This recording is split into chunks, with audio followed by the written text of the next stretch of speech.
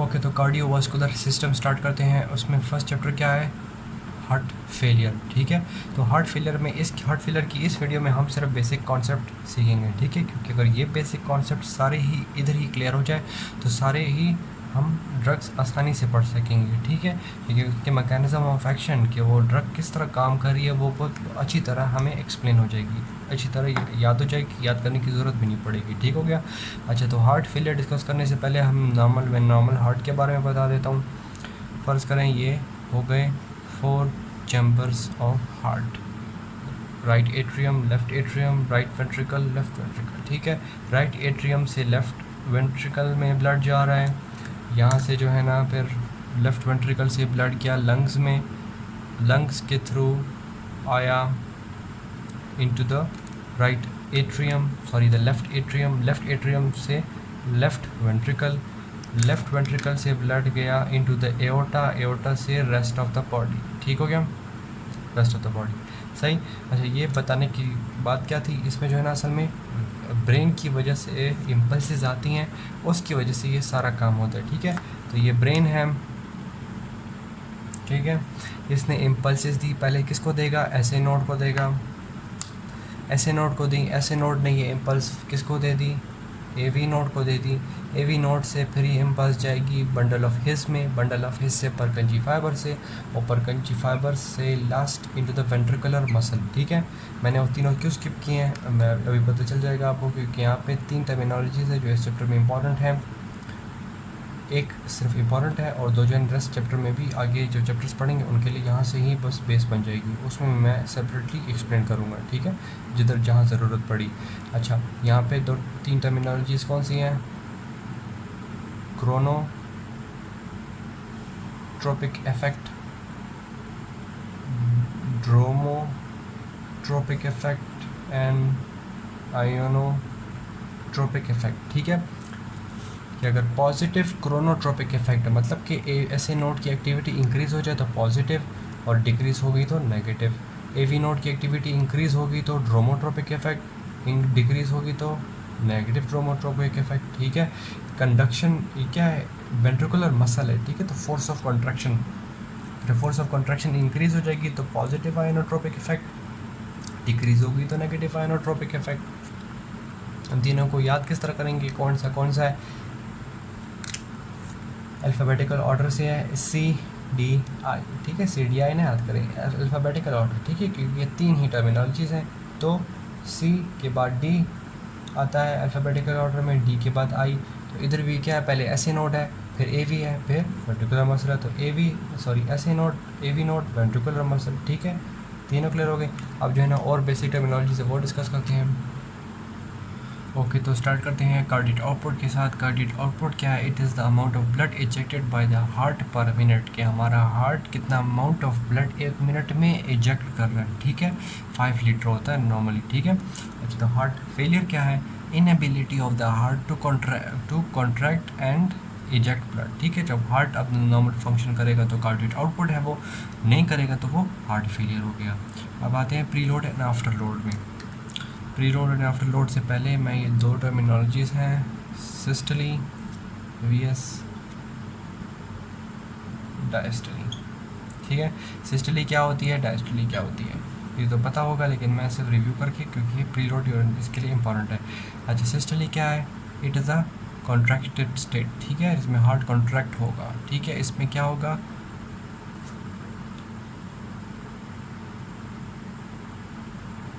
Injection of blood. ठीक है, diastole है, डायस्टली क्या है? रिलैक्सेशन फेज़ है। ठीक है, of the heart cardiac cycle. ठीक है, और इसमें क्या होगा? Filling of blood. ठीक है, अच्छा, तो पहले कौन सा डिस्कस कर रहे थे हम? Pre load. ठीक है, प्री लोड का काम किसके साथ है? डायस्टली के साथ है। ठीक है, कि जब फॉर एग्जांपल ये वेंट्रिकल है, ठीक है, ये क्या हो गया? रिलैक्स हो गया। ठीक है, रिलैक्स हो गया तो इसमें क्या होगा? ब्लड पुल होना स्टार्ट हो जाएगा। ठीक है, बाहर से ब्लड आएगा, यहाँ में पुल हो जाएगा। ठीक है, तो वेंट्रिकुलर फिलिंग। ठीक है, डायस्टली में क्या होगी?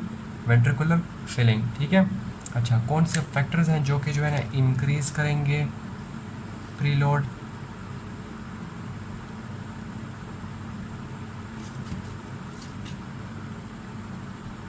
vasoconstriction and venous return. ठीक है, जब वीनस रिटर्न क्या होता है, अगर ये हार्ट है, हार्ट के चैम्बर्स हैं, ठीक है, और ये वेन के थ्रू ब्लड आ रहा है, ठीक है, तो वेन से राइट एट्रियम में जब ब्लड आएगा that is the venous return. ठीक है, जो पूरी बॉडी से पास होके हमारी बॉडी में आया तो रिटर्न। ठीक है, तो ये वीनस रिटर्न हो गया। वीनस रिटर्न अगर इंक्रीज़ होगा तो प्री लोड इंक्रीज। ठीक है, तो पुलिंग ऑफ एट्रियम से क्या वेंट्रिकल में ब्लड जाएगा, तो यहाँ पे पुलिंग ऑफ ब्लड यहाँ पे हो जाएगी। ठीक है, वेसोकंस्ट्रिक्शन क्यों होने का है, पहले अगर फ़र्ज़ करें ये डायलेटेड थी, ठीक है, तो स्लोली ब्लड जा रहा था, सही है, वेन्स में प्रेशर नहीं होता। अब अगर कंस्ट्रिक्टेड हो गई हैं तो वेन्स में क्या होगा, प्रेशर डेवलप हो जाएगा, तो ज़्यादा ब्लड जाएगा। ठीक है, अब मैं ये सारी 3 बातें क्यों डिस्कस कर रहा हूँ, ये मैं डिस्कस करने के बाद बताऊँगा। ठीक है, अच्छा, बात है next, that is the after load.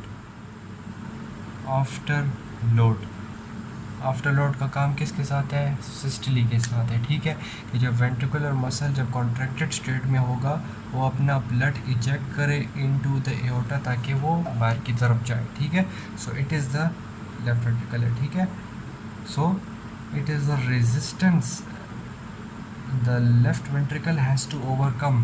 ठीक है, समझ आ गई, मतलब कि यहाँ पे अगर फॉर एग्जांपल ये ब्लड चला गया है और ब्लड नहीं जा रहा, लेकिन यहाँ पे पुलिंग ऑफ ब्लड बहुत हुई है, सही है। पहले मैं इस तरह करता हूँ, डिजीज़ बता देता हूँ। एओर्टा वेसो कंस्ट्रिक्शन अगर हुई हो या फिर एथेरोस्क्लेरोसिस। ठीक है, वेसो कंस्ट्रिक्शन क्या है, ये वेसो डायलेटेड है तो ये वेसो कंस्ट्रिक्टेड हो गया। ठीक है, एथेरोस्क्लेरोसिस क्या है, अगर ये नॉर्मल है यहाँ पे क्या हो जाएंगे, प्लैक्स अटैच हो जाएंगे। ठीक है, लिपिड के, सही है, तो क्या हो रही है, पाथ क्या डिस्टर्ब है। ठीक है, तो इन दोनों में क्या होगा, इन दोनों स्टेट्स में क्या होगा, एओर्टा का जो पाथवे जो ओपन था ना, जिसमें नॉर्मली जो ब्लड फ्लो जा रहा था बहुत अच्छी तरह से, अब ये क्या हो गया, फिजियोलॉजिकली इतना हो गया। ठीक है, समझ आ गई, तो नॉर्मल तो हार्ट तो पुल अप हुआ है, उसको जो है ना एओर्टा में ब्लड फेंकना है, एओर्टा में क्या डिजीज़ है। ठीक है, तो अब ये क्या हो रही है, ये चीज़ें रेजिस्टेंस ऑफर कर रही हैं इसको। ठीक है, क्योंकि ब्लड जा रहा नहीं है, so the resistance this left ventricle has to overcome to pump the blood out of it into the aorta, तो दिस इज़ आफ्टर लोड। ठीक है, आफ्टर लोड कौन इन्फ्लुएंस कर रहा है, एथेरोस्क्लेरोसिस और वेसोकंस्ट्रिक्शन। ठीक, प्रीलोड क्या था, जिसमें वेंट्रिकुलर फिलिंग हो रही थी, वेंट्रिकल रिलैक्स था, वेंट्रिकल फिल हो रहा है। आफ्टर लोड क्या है, जिसमें कॉन्ट्रैक्टेड स्टेट में है लेकिन रेजिस्टेंस उसको ओवरकम करनी है।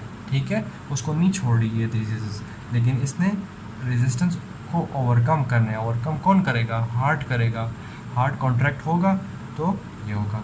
अब मैं ये बातें सारी क्यों कर रहा हूँ, मैं आखिर में फिर बताता हूँ, सिर्फ आखिरी कॉन्ट्रैक्टिलिटी करता हूँ, फिर मैं ये बताता हूँ मैंने ये 2 डिस्कस क्यों किए हैं, कॉन्ट्रैक्टिलिटी भी डिस्कस करता हूँ। ये चलिए यहाँ ही डिस्कस कर लेते हो क्योंकि सारी ये डायग्राम और स्केच बना हुआ है। अच्छा, तो मैं क्या करता, हार्ट फेलियर क्या है, it is the inability of the heart to pump out blood.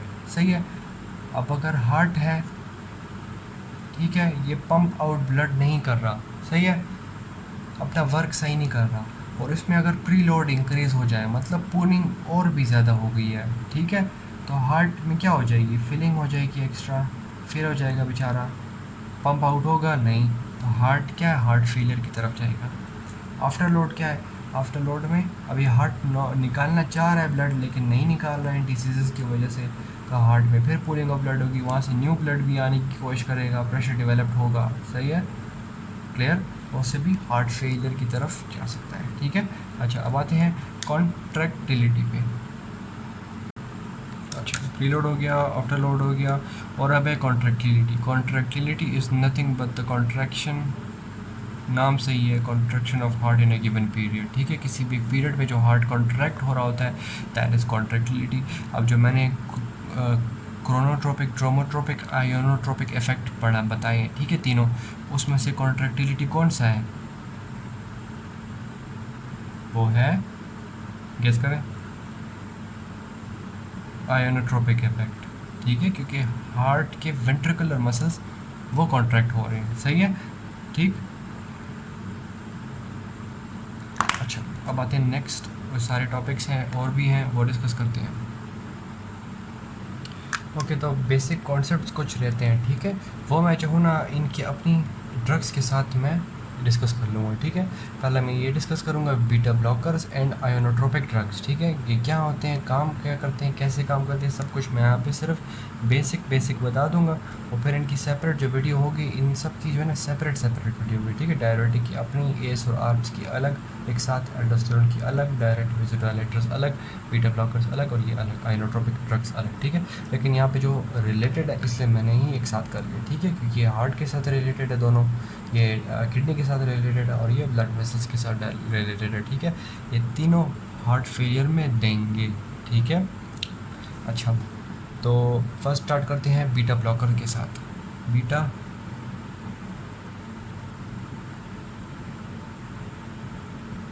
Blockers, ठीक है। बीटा ब्लॉकर्स हमारे हार्ट में क्या करते हैं, ये फॉर एग्जांपल हमारा हार्ट हो गया, ठीक है। हमारे हार्ट में दो किस्म के रिसेप्टर्स हैं, ठीक है। एक है मस्कुरेनिक रिसेप्टर, ठीक है, एक है बीटा एड्रेनर्जिक रिसेप्टर, ठीक है। मस्कुरेनिक का क्या मतलब, ऐसे बता देता हूँ। यहाँ पे क्या होगा, इधर एसिटाइल कोलिन अटैच होगा, ठीक है। ये एड्रेनर्जिक, बीटा एड्रेनर्जिक रिसेप्टर है, ठीक है। यहाँ पे क्या होगा, नॉर एपिनेफ्रीन या एपिनेफ्रीन अटैच्ड होंगे, सही हो गया। तो अच्छा, तो जब अगर फॉर एग्जांपल यहाँ बीटा पे अटैच हो गए तो ठीक है, ये क्या करेगा, हार्ट की कॉन्ट्रैक्शन इंक्रीज़ करेगा, तो ये इंक्रीज़ कर रहा है तो ये क्या करेगा, ऑपोजिट नेगेटिव। हम यहाँ पे क्या पढ़े हैं, बीटा ब्लॉकर्स, ठीक है, कि अगर हार्ट कॉन्ट्रैक्ट कर रहा है अपने, मतलब आफ्टर लोड में हमने पढ़ा है कि वेजो कंस्ट्रक्शन हुई है या फिर जो है तो स्क्लेरोसिस हुई है, जिसकी वजह से ब्लड बाहर पुल अप नहीं हो रहा, ठीक है, तो सॉरी पुल आउट नहीं हो रहा, ठीक है, पुलिंग ऑफ ब्लड हो गई हार्ट में, तो हार्ट क्या करेगा, एक्स्ट्रा कॉन्ट्रैक्शन करेगा जो कि उसकी कंट्रोल नहीं कर सकता, ठीक है। तो एक्स्ट्रा कॉन्ट्रैक्शन जो फालतू वो करेगा, उसको हम प्रिवेंट करने के लिए, ये तो मैंने सिर्फ example they the pulling of blood, इसके अलावा भी जो है ना हार्ट विदाउट उसके भी कर सकता है, ठीक है। तो उसको प्रिवेंट करने के लिए हम क्या देंगे, बीटा ब्लॉकर्स, ठीक है, बीटा एंटागोनिस्ट देंगे, ठीक है, जो जाके इसके एक्शन को प्रिवेंट कर देगा। तो जब ये पॉजिटिव एक्शन ख़त्म हो गया तो नेगेटिव एक्शन क्या हो जाएगा, इन्हेंस्ड हो जाएगा, ठीक है। नॉर्मली ये और ये प्रोड्यूस हो रहे होते हैं, ठीक है, हमारी बॉडी में।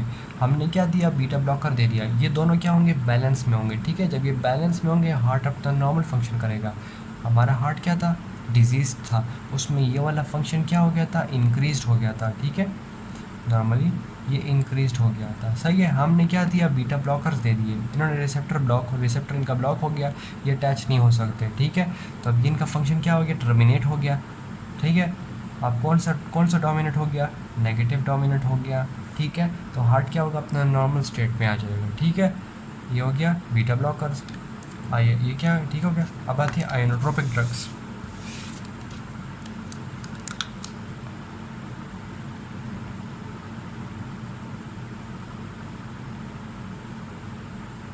आयोनोट्रोपिक ड्रग क्या होता है, मैंने ये 3 टर्मिनोलॉजीज बताई थी, क्रोनोट्रोपिक, ड्रोमोट्रोपिक, आयोनोट्रोपिक, ठीक है। तो आयोनोट्रोपिक कौन सी हैं, वेंट्रिकुलर कॉन्ट्रैक्शन, ठीक है, क्लियर। अच्छा, यहाँ पे एक ड्रग सिर्फ बता देता हूँ मैं, इसकी अपनी क्लास में और ड्रग्स सारे डिस्कस करेंगे। डिजॉक्सिन ड्रग है, ठीक है, ठीक है। डिजॉक्सिन क्या करता है, हार्ट की कॉन्ट्रैक्शन करवाएगा, ठीक है। आयोनोट्रोपिक ड्रग क्या है, वेंट्रिकुलर कॉन्ट्रैक्शन करवाएगा, जब हार्ट कॉन्ट्रैक्शन नहीं कर पा रहा है उस स्टेट में ये कॉन्ट्रैक्शन कराएगा, ठीक है। ये कोई क्योर नहीं है हार्ट फेलियर का, ठीक है, लेकिन ये हार्ट को वो सपोर्ट देता है कॉन्ट्रैक्शन के लिए, ठीक है। अच्छा, तो आयोनोट्रोपिक, इसका मैंने कॉन्ट्रैक्शन के साथ क्यों को बोला है। अच्छा, कॉन्ट्रैक्शन की फिजियोलॉजी क्या होती है, ठीक है। ये हमारा सेल है, सेल में फॉर एग्जांपल ये इधर, मैं इधर साइड पे इसलिए बना रहा हूँ कि डायग्राम के लिए ज़रा जगह हो,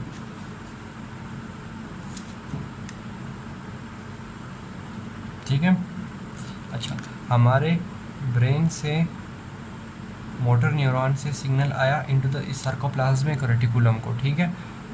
दो सिग्नल होते हैं, एक तो सार्कोप्लाज्मिक रेटिकुलम मतलब ब्रेन से सिग्नल आया कॉन्ट्रैक्शन का। कॉन्ट्रैक्शन कौन कराएगा? कैल्शियम। कैल्शियम जो है ना किन किन जगहों से आ सकता है, या जो है वो बाहर से आएगा, ठीक है, या जो है सार्कोप्लाज्मिक रेटिकुलम या एंडोप्लाज्मिक रेटिकुलम वो क्या करेगा? कैल्शियम रिलीज़ करेगा, क्योंकि इसके पास कैल्शियम के स्टोर्स है। तो जब साइटोप्लाज्म में कैल्शियम इंक्रीज़ हो जाएगा, जितना इंक्रीज़ होगा उतनी ही कॉन्ट्रैक्शन इंक्रीज़ होगी, ठीक है।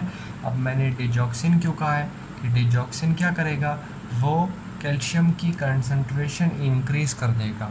कैल्शियम इंक्रीज़ हुआ तो कॉन्ट्रैक्शन इंक्रीज़ हो जाएगी। कैसे कैल्शियम की कॉन्ट्रैक्शन इंक्रीज़ करेगा? ऐसे इंक्रीज़ करेगा कि यहाँ पे क्या होता है, Na के पंप, ठीक है। Na के पंप क्या करता है? वो पोटेशियम को अंदर लाएगा। कितने पोटेशियम? 2 पोटेशियम, और 3 Na को बाहर फेंकेगा। अब यहाँ पे Na की कंसंट्रेशन क्या हो गई?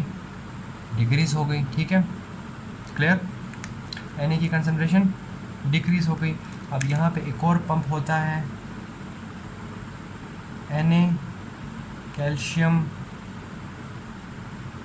को ट्रांसपोर्ट, ठीक है, को नहीं होता, काउंटर होता है, ठीक है, काउंटर ट्रांसपोर्ट, कि एक अंदर जाएगा दूसरा बाहर जाएगा, सही है, मतलब एक अंदर जाएगा दूसरा बाहर जाएगा, ठीक है। अब बाहर क्या है ये, ठीक है। अब बाहर यहाँ से कैल्शियम अंदर आ रहा है, ठीक है। कैल्शियम की कंसंट्रेशन क्या है हमारी सेल में? ज़्यादा है, और इसकी क्या है? कम है, ठीक है। तो Na कम है ना, तो Na क्या करेगा? Na अंदर जाएगा, सही है, जा रहे हैं ना अंदर। तो कैल्शियम क्या है? ज़्यादा है, वो बाहर जाएगा, क्लियर। ये नॉर्मल फिजियोलॉजी है, ठीक है। अब मैंने कहा डिजॉक्सिन कैल्शियम इंक्रीज़ करेगा। कैसे इंक्रीज़ करेगा? ये पोटेशियम की साइट है ना Na के पंप में, ठीक है, यहाँ पे जाके डिजॉक्सिन बैठ गया, सही है, इसके जो रिसेप्टर था, ठीक है, मतलब कि ठीक है, ये पोटेशियम है, यहाँ पोटेशियम का ये, ठीक है, यहाँ पे जाके डिजॉक्सिन बैठ गया।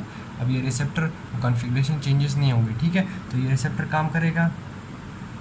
नहीं करेगा, सही है। तो सोडियम की कंसंट्रेशन इनसाइड द सेल क्या हो गई?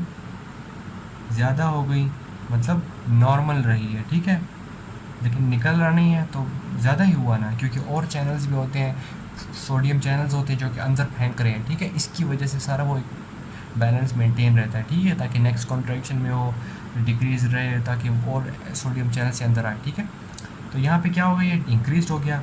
अब ये यहाँ पे देखें, सोडियम अंदर आ रहा था ना, क्लियर, तो अब ऑलरेडी ज़्यादा है, तो ये अंदर आ सकेगा नहीं, ठीक है। कैल्शियम अंदर क्या है? कम है, बाहर क्या है? बाहर ज़्यादा है। कैल्शियम बाहर आ सकेगा? No, concentration low to high तो नहीं जाएगा ना, हाई टू लो जाता है ना, ठीक है, अंदर तो जा नहीं सकता, तो बाहर निकलेगा नहीं, ठीक है। अब अंदर बाहर क्या है? ज़्यादा है, तो इससे और भी ये वाला स्टेप फैसिलिटेट हो सकता है। तो ओवरऑल सोडियम बाहर जा रहा नहीं है, उसकी वजह से सोडियम अंदर आ रहा नहीं है, उसकी वजह से कैल्शियम बाहर नहीं जा सकता, ठीक है। तो इन शॉर्ट डिजॉक्सिन क्या कर रहा है? कैल्शियम की स्टेट हमारी सेल के अंदर इंक्रीज़ कर रहा है। तो जितना कैल्शियम इंक्रीज़ होगा उतना कॉन्ट्रैक्शन इंक्रीज़ होगी, क्लियर। एक बार और शॉर्ट से बता देता हूँ। कैल्शियम नॉर्मली हमारी बॉडी में यहाँ से भी आ रहा है और यहाँ से भी आ रहा है, ठीक हो गया, एंडोप्लाज्मिक रेटिकुलम और अपने चैनल से, ठीक है। इनको वापस बाहर, या तो है वापस रिवर्स क्या होगा, वापस रेटिकुलम में चला जाए या बाहर चला जाए कैल्शियम, इससे तो बाहर नहीं जाएगा, इस चैनल से बाहर जाएगा, ठीक है। सोडियम कैल्शियम काउंटर ट्रांसपोर्ट से बाहर चला जाएगा। उसके लिए क्या चाहिए? यहाँ पे हाई सोडियम कंसंट्रेशन चाहिए, ताकि सोडियम जाए तो अपने साथ sorry low concentration of sodium चाहिए, ठीक है, ताकि सोडियम अंदर आ सके और कैल्शियम को अपने साथ ले जाएं, कैल्शियम को बाहर फेंक दें और सोडियम खुद अंदर आ जाए, ठीक है। काउंटर ट्रांसपोर्ट है, एक अटैच होगा तो दूसरे को भी अटैच होकर एक अंदर गया दूसरा बाहर, ठीक है। तो कैल्शियम क्या गया बाहर, तो ये नॉर्मल जो कंट्रैक्शन थी वो ख़त्म हो जाएगी, लेकिन डिजॉक्सिन क्या करेगा, इधर बैठ जाएगा। इसकी वजह से सोडियम बाहर नहीं निकलेगा, सोडियम बाहर नहीं निकलेगा तो सोडियम की कंसनट्रेशन क्या हो गई, इंक्रीज हो गई। तो अब यहाँ से काउंटर ट्रांसपोर्ट से सोडियम अंदर आएगा, नहीं आएगा, नहीं आया तो फिर कैल्शियम भी बाहर नहीं जाएगा, तो सेल में कंसनट्रेशन ऑफ कैल्शियम क्या होगी, बहुत ज़्यादा होगी, दैट कॉजेज कॉन्ट्रैक्शन। इस तरह क्या करेगा, डिजॉक्सिन आयोनोट्रोपिक ड्रग है जो हार्ट की कॉन्ट्रैक्शन करवा रहा है, हार्ट नहीं कर सकता कॉन्ट्रैक्शन, वो खुद करवा रहे हैं, ठीक हो गया। तो ये वाली ड्रग्स हो गई। अब आते हैं डायूरेटिक्स में, इसमें किडनी में डिस्कस करेंगे, ये सारी किडनी और किडनी के नेफ्रॉन में डिस्कस करेंगे। ओके, सो अब डायरेटिक्स पहले ये जो है ना, हम ये वाली क्लास डिस्कस करेंगे, सारी ये अलग अलग क्लासेस हैं, ठीक है। तो यहाँ पे पहले डायरेटिक्स डिस्कस करें। डायरेटिक क्या होते हैं, डायरेसिस करते हैं, मतलब increase in amount of urine, ठीक है। यूरिन क्यों, क्योंकि हमारी अगर बॉडी में क्या है, इंक्रीज्ड वॉल्यूम ऑफ ब्लड है, ठीक है, हमारी वेंस में ब्लड ज़्यादा है, ठीक है।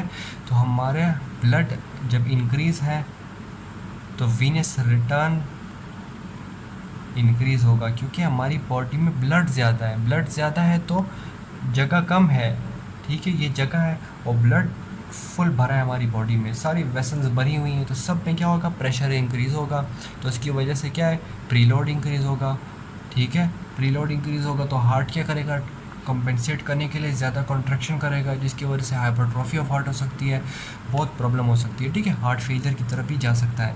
तो डायरेटिक्स क्या करेंगे, increase in the amount of urine, urine क्या हो जाएगा, इंक्रीज़ हो जाएगा, ताकि ब्लड वॉल्यूम क्या हो जाए, डिक्रीज़ हो जाए, ठीक है। ब्लड वॉल्यूम डिक्रीज़ हो गया तो हार्ट को कॉन्ट्रैक्शन करने की ज़रूरत है नहीं, तो नॉर्मलाइजेशन की तरफ चला गया ना, ठीक है। तो डायरेटिक्स क्या करेंगे, इंक्रीज़ इन यूरिन, ठीक है, यूरिन ज़्यादा करेंगे, और जो और किस तरह का यूरिन ज़्यादा करेगा और यूरिन के साथ आइंस भी रिलीज़ करेगा, वो सब डायरेटिक्स के सेपरेट चैप्टर में काफ़ी डिटेल से मैं बता दूंगा, ठीक है। डायग्रामेटिक ये जो मैंने डायग्राम बनाई है इसमें हर एक पाथवे में, ठीक है, proximal कन्वॉल्यूटेड tubule, loop of Henle, distal कन्वॉल्यूटेड tubule, collecting duct, सब में किस तरह आयंस रिलीज़ करेगा, किस तरह वाटर एक्सक्रीट होगा, क्या नहीं होगा, सब कुछ मैं डायरेटिक्स के इसी तरह बेसिक के कॉन्सेप्ट वाली वीडियो बना दूंगा, उसमें सेपरेट डिस्कस कर दूंगा, ठीक है। इस तरह ही सारे ड्रग्स की अपनी अपनी, ये तो मैंने सिर्फ इस क्लास की है, इसकी अपनी जो वीडियो आएगी डायरेटिक्स की अभी इसी चैप्टर में, उसमें मैं बिल्कुल डिटेल इन सब का अपनी डिटेल बताऊंगा, ठीक है, सेपरेट डायग्राम्स बना के। ओके, सो ज़्यादा डिटेल में नहीं जाते, बहुत लंबी हो जाएगी वीडियो। अच्छा, मैं जल्दी जल्दी ख़त्म कर लेता हूँ जो रेस्ट है। अच्छा, इन सब का क्या काम है, एस और आर्ब्स। एस क्या है, एस इनहिबिटर्स हैं ये, ठीक है, और ये आर्ब्स है। एस इनहिबिटर्स क्या मतलब, एंजियोटेंसिन कन्वर्टिंग एंजाइम इनहिबिटर्स, ठीक है। आर्ब्स क्या है, एंजियोटेंसिन रिसेप्टर ब्लॉकर्स, ठीक है। एंजियोटेंसिन कन्वर्टिंग एंजाइम्स क्या है, जो कि रेनिन आपने पढ़ा होगा किडनी में, जो कि क्या करता है, एंजियोटेंसिन 1 को एंजियोटेंसिनोजन से कन्वर्ट करता है। रेनिन क्या करेगा, एंजियोटेंसिनोजन को एक्टिवेट कर देगा, एंजियोटेंसिन 1, ठीक है। अब angiotensin receptor, angiotensin converting enzyme inhibitors, ठीक है, यहाँ पे किडनी में कौन सा काम करेगा, एंजियोटेंसिन 2, सही है। ये इनहिबिटर्स कौन से हैं, कौन से कन्वर्टिंग एंजाइम है, यहाँ पे एक कन्वर्टिंग एंजाइम होगा ये वाला, ठीक है। तो एस इनहिबिटर्स यहाँ पे काम करेंगे ताकि ये एस एंजियोटेंसिन 1 एंजियोटेंसिन 2 पे काम कन्वर्ट ना हो। जब ये यहाँ पे होगा तो ये इफरेंट आर्टरियोल्स है, ये ग्लोमेरुलस है, ठीक है, afferent arteriole glomerulus, efferent arterioles, ठीक है। तो एंजियोटेंसिन यहाँ पे अटैच होगा तो यहाँ पे क्या करेगा, वेसो कंस्ट्रक्शन कॉज करेगा, जिसकी वजह से ब्लड जाएगा नहीं साथ, तो फिर मैं और बातें बाद में बताऊँगा, ठीक है। अच्छा, एंजियोटेंसिन का अपना काम है किडनी में, सब कुछ जो है डिटेल में मैं डिस्कस कर दूंगा, ठीक है। आर्ब्स क्या है, एंजियोटेंसिन रिसेप्टर ब्लॉकर्स के। एंजियोटेंसिन का जो यहाँ पे रिसेप्टर था ना, जहाँ पे अटैच हो गया था, ठीक है, वो रिसेप्टर ही ब्लॉक कर दिया। एंजियोटेंसिन 2 बन रहा है लेकिन एक्ट नहीं कर रहा, ठीक। एल्डोस्टेरोन एंटागोनिस्ट, एल्डोस्टेरोन यहाँ पे डिस्टल कन्वॉल्यूटेड ट्यूब्यूल में होगा। एल्डोस्टेरोन एल्डोस्टेरोन एंटागोनिस्ट क्या करेगा, जब एल्डोस्टेरोन नॉर्मली क्या करता है, वो ये यहाँ पे सिक्रीट होगा तो यहाँ पे एब्जॉर्ब होगा, ठीक है। ये एब्जॉर्प्शन ऑफ वाटर करेगा और साथ सोडियम करेगा, ठीक है। हमें क्या करना है, हमें ब्लड वॉल्यूम डिक्रीज करना है ताकि हमारा हार्ट जो बेचारा काम नहीं कर सकता था, ज़्यादा काम कर रहा था, increase of the blood volume of blood की वजह से यहाँ पे जो है ना ब्लड वॉल्यूम डिक्रीज़ करेंगे। इन सब में जो है ना ब्लड वॉल्यूम डिक्रीज़ होगा। तो एल्डोस्टेरोन कर रहा क्या है, वाटर अपना एब्जॉर्ब करके ब्लड में डाल रहे हैं, साथ सोडियम भी, तो सोडियम के साथ और वाटर भी आएगा, ठीक है। तो यहाँ पे काम क्या हो गया, स्टॉप हो गया। तो वाटर क्या होगा, एक्सक्रीट होगा, ठीक है। मतलब एक्सक्रीट तो नहीं होगा, यहाँ से आ रहा है, एब्जॉर्ब नहीं होगा, एब्जॉर्ब नहीं हुआ तो एक्सक्रीट होगा, ठीक, सोडियम के साथ। अब वेसोडाइलेटर्स क्या है, ठीक है। वेसोडाइलेटर्स क्या है, यहाँ पे हमने, चलो मैं ये रफ करके नेक्स्ट में ही बता देता हूँ। अच्छा, ये क्या है, हार्ट है। हार्ट इस तरह तो नहीं होते, लेकिन बस जल्दी में ये बना दिया ताकि हार्ट की सही डायग्राम हो जाए, ठीक है। ये क्या है, वेसो कंस्ट्रिक्टेड वेसल है, ठीक है। हार्ट को क्या है, ब्लड सही मिल रहा नहीं है, ठीक है। तो ये क्या होंगे, वेसोडाइलेटर्स। वेसोडाइलेटर ये कंस्ट्रिक्टेड है, ये डायलेट कर देंगे ताकि डिफरेंट काम करेंगे। अगर ब्लड को, हार्ट को ब्लड मिल रहा नहीं है तो वेसोडाइलेट होके सही मिल जाएगा, ठीक है। मतलब कि हार्ट के अंदर भी वेसल्स होती हैं जिनको हार्ट को ब्लड सप्लाई करती है, ठीक है। हार्ट को ट्रांसपोर्टर ऑफ हार्ट नहीं, हार्ट खुद एज ए टिश्यू, ठीक है। या फिर अगर वो जो मैंने कहा था प्री लोड में, मैंने कहा था कि वेसो कंस्ट्रिक्शन हुई थी जिसकी वजह से क्या था, वीनस रिटर्न क्या होता, इंक्रीज़ हो गया था। तो वेसोडाइलेटर्स की वजह से वो क्या हो जाएगा, नॉर्मलाइज हो जाएगा कि वेसल जो कंस्ट्रिक्टेड हुई थी वो वापस डायलेट हो जाए, ठीक है। कंस्ट्रिक्टेड है तो ये डायलेटेड हो गया, ठीक है, कि वॉल्यूम इंक्रीज़ हो गया, ठीक है। तो वीनस रिटर्न क्या हुआ, डिक्रीज़ हो गया। तो ये सारे जो है ना डिटेल जो है ना इन सब के बारे में मैं सेपरेटली हर एक वीडियो के अपने से डिस्कस करूँगा, ठीक है, अपनी वीडियो में डिस्कस करूँगा। अच्छा, लास्टली जो थोड़े से टॉपिक है, उसको कौन सा टॉपिक है, कॉम्पेंसेशन मैकेनिज़म्स, ठीक है। कंपनसेशन मैकेनिज़्म क्या है, हमारे अपनी बॉडी के कंपनसेशन मैकेनिज़्म है कि हाँ बॉडी को ब्लड सही नहीं मिल रहा। हार्ट क्या है, हार्ट तो बेचारा काम ही नहीं कर रहा, फेलियर हुई है हार्ट की, ठीक है। तो कंपनसेशन बॉडी किस तरह करेगा कि हार्ट को, या मतलब बॉडी को लग रहा है कि हार्ट में ब्लड नहीं है, ठीक है, या हार्ट सही काम कर नहीं पा रहा। बॉडी को ये तो नहीं पता कि हार्ट जो है ना बेचारा फेल हुआ है, ठीक है। तो सिंपैथेटिक एक्टिविटी इंक्रीज़ कर देगा हार्ट अपनी। एक कंपेंसेशन मैकेनिज़्म ये है, जिसका मैंने कहा था कि ये बीटा रिसेप्टर है, ठीक है, और ये क्या है, मस्कुरेनिक है। तो बीटा रिसेप्टर क्या है, सिंपैथेटिक आउटफ्लो पे, ठीक है। मस्कुरेनिक है, पैरासिम्पैथेटिक है, ठीक है। सिंपैथेटिक एक्टिविटी क्या होगी, हार्ट की कॉन्ट्रैक्शन इंक्रीज़ करेगी। तो सिंपैथेटिक आउटफ्लो इंक्रीज़ होगा तो हार्ट की कॉन्ट्रैक्शन इंक्रीज़ हुई है, वो बेचारा ऑलरेडी फेलियर में है, तो और कॉन्ट्रैक्शन इंक्रीज़ करेगा तो हार्ट तो बिल्कुल ही ख़राब हो जाएगा। तो यहाँ पे बीटा ब्लॉकर्स प्रिवेंट कर देंगे। ये तो बॉडी की कंपनसेशन मैकेनिज्म है, ठीक है। अगर हम ये ड्रग ना दें तो बॉडी समझेगी कि हार्ट काम नहीं कर रहा, वो सिंपैथेटिक आउटफ्लो इंक्रीज़ कर लेगा, हार्ट और भी फेलियर की तरफ जाएगा, ठीक है। तो यहाँ पे प्रिवेंट हो गया कॉन्ट्रैक्शन, सिंपैथेटिक की वजह से कॉन्ट्रैक्शन इंक्रीज़ हो गई। आइनोट्रोपिक ड्रग्स है, सॉरी आइनोट्रोपिक ड्रग यहाँ पे नहीं देंगे। तो हार्ट फेलियर वाली बात कर रहा हूँ ना मैं, अगर हार्ट ठीक है और कॉन्ट्रैक्शन नहीं कर पा रहा किसी स्टेट की वजह से तो फिर आइनोट्रोपिक ड्रग नहीं, ठीक है। डिफरेंट सिनेरियोज होते हैं। अब अगर बॉडी को सिंपैथेटिक आउटफ्लो इंक्रीज़ कर लिया, फ़ायदा नहीं हुआ, तो बॉडी क्या करेगी, यूरिनरी सिस्टम के पास जाएगी, वहाँ पे क्या करेगी, यूरिन आउटफ्लो डिक्रीज़ कर देगी ताकि जो ब्लड जो वाटर ले रहा है, ठीक है, या सोडियम है, उसके साथ और भी वाटर रिटेन हो जाए हमारी बॉडी में।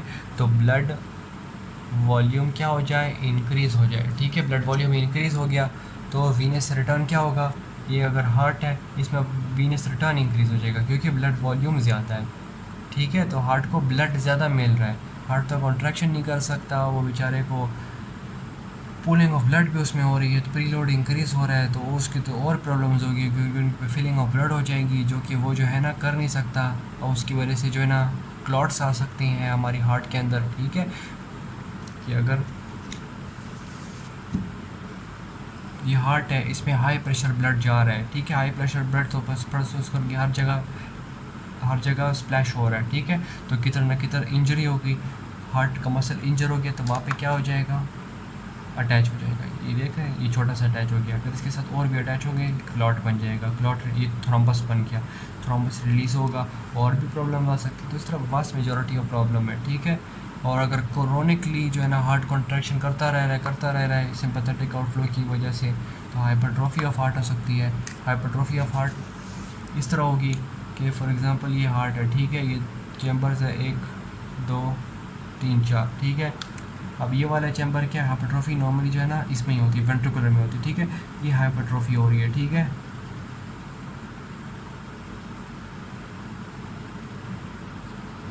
ठीक है, आउटर भी होती है, सही। तो ये देख रहे हैं वॉल्यूम ऑफ स्पेस वेंट्रिकल में क्या हो गई, कम हो गई, कम हो गई ना। तो ये भी प्रॉब्लम हुई कि ऑलरेडी वो कॉन्ट्रैक्ट नहीं कर सकता, अब हाई काम की वजह से ही और भी स्पेस कम हो गई है, तो वो क्या करेगा बेचारा, ठीक है। तो यहाँ पे ख़त्म करते हैं ये वाली video about the heart failure, ठीक है। तो फिर मिलते हैं इन ड्रग्स की सेपरेट वीडियोस पे।